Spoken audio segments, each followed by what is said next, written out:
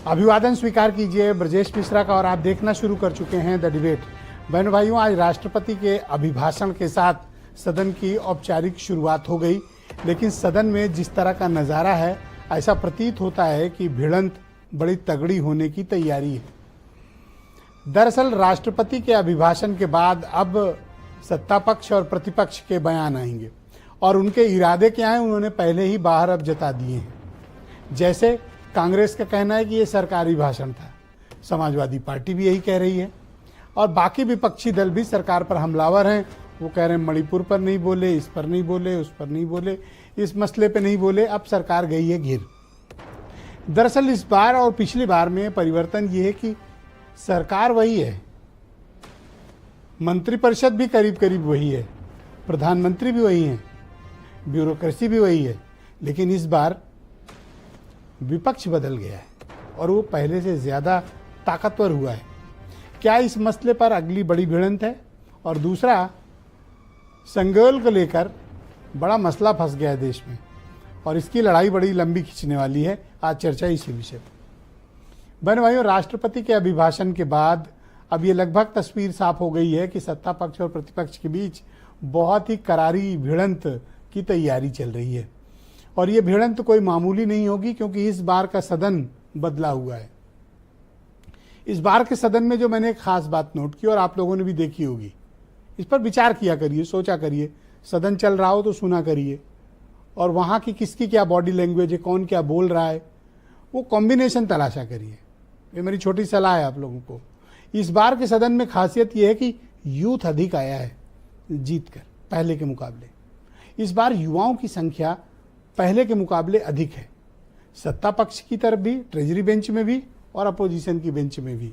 आप पहली कतार देखिए, दूसरी कतार देखिए और फिर पिछली वाली सदन से इवेल्युएट करेंगे तो आप पाएंगे कि 30-35% लोग, 40% लौटे ही नहीं, उनका करियर द एंड हो गया, या आप कभी संघर्ष करके जीत के आए तो अलग बात। तो इस बार चेहरे बदले हुए हैं, यूथ अधिक हैं सत्ता पक्ष में, लेकिन प्रतिपक्ष में यूथ अधिक जीत कर आया है इस बार।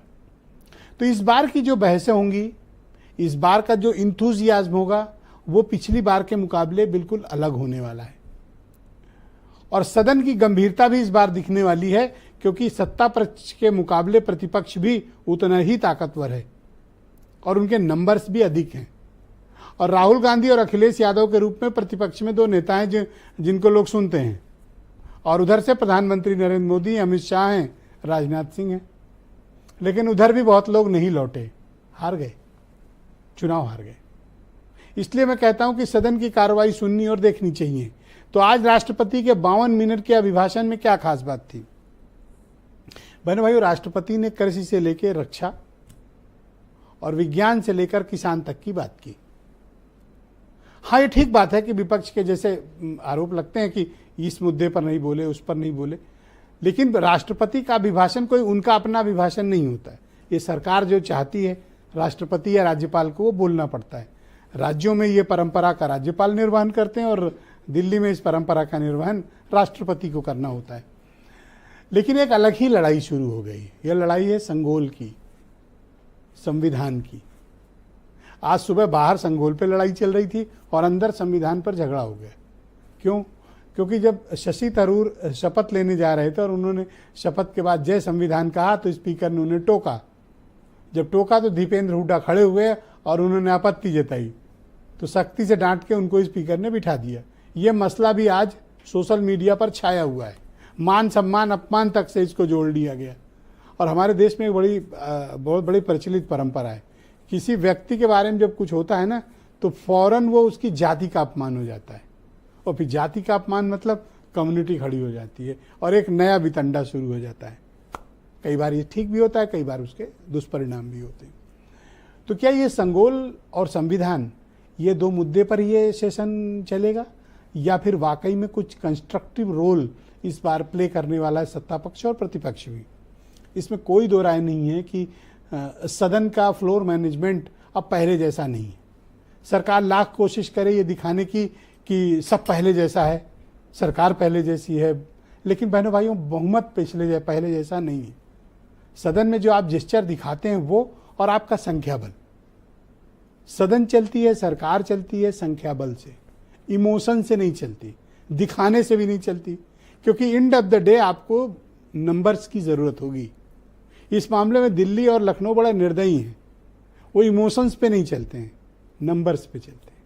अगर नंबर हैं आप राजा हैं, नंबर नहीं है आपको कोई नहीं पूछेगा। चिराग पासवान को देख लीजिए, एक टाइम तो घर से निकाल दिए गए थे, रहने का तक का इंतजाम नहीं था। अब 5 जीत के आए हैं, उनको गोद पे उठाया गया है, उनकी इज्जत है। इज्जत क्यों है? क्योंकि जीत कर आए, नंबर से उनके पास नंबर है। दिल्ली लखनऊ में वेलकम, नंबर नहीं है घर पे बैठिए। क्या ये संगोल और संविधान पर लड़ाई आगे बढ़ेगी और राष्ट्रपति का अभिभाषण क्या कोई इम्पैक्ट छोड़ पाएगा? अब जब आने वाले दिनों में पार्लियामेंट चलेगी तो निश्चित तौर पर उसके बहुत आयाम आपको देखने को मिलेंगे। और अब लोकसभा भी बड़ी इंटरेस्टिंग होने वाली है, क्योंकि इस बार वक्ता बड़े अच्छे अच्छे आए। तो कुछ आप बयान सुने, फिर आज की चर्चा को हम आगे बढ़ाएंगे। सरकार का भाषण था, और जब सरकार ये दावा करती है कि दुनिया की 5वीं अर्थव्यवस्था और 30 नंबर की अर्थव्यवस्था बन जाएगी, तो किसान क्यों दुखी है, किसान क्यों संकट में है? राष्ट्रपति जी का भाषण इस देश के प्रत्येक व्यक्ति को सुनना चाहिए। बहुत इम्पोर्टेंट इन्फॉर्मेशन है उनके भाषण में, और देश किस प्रकार से आगे बढ़ रहा है ये पूरा आज उनके भाषण में आया। इस पूरे प्रेसिडेंट के एड्रेस में कहीं पर भी लफ्ज माइनॉरिटी का इस्तेमाल नहीं हुआ। आखिर क्यों?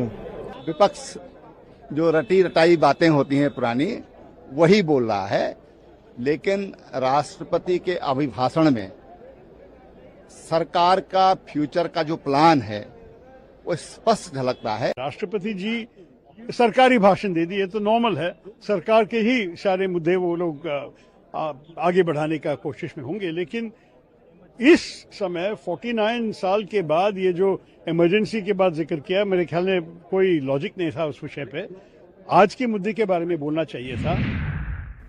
तो बहनों भाइयों, आज की इस पर चर्चा को आगे बढ़ाते हैं। समीर सिंह उत्तर प्रदेश में भारतीय जनता पार्टी के प्रवक्ता हैं, ब्रजेश शुक्ला जी राजनीतिक मामलों के जाने माने पत्रकार, दीपक रंजन समाजवादी पार्टी से हैं, आसिफ रिजवी यूपी में कांग्रेस के प्रवक्ता हैं, देवकी नंदन मिश्रा जी भी मेरे साथ मौजूद हैं, जाने माने जर्नलिस्ट हैं, और वीरेंद्र सिंह जी हमारे स्टेट हेड। आप सभी का स्वागत और धन्यवाद मेरे साथ कार्यक्रम में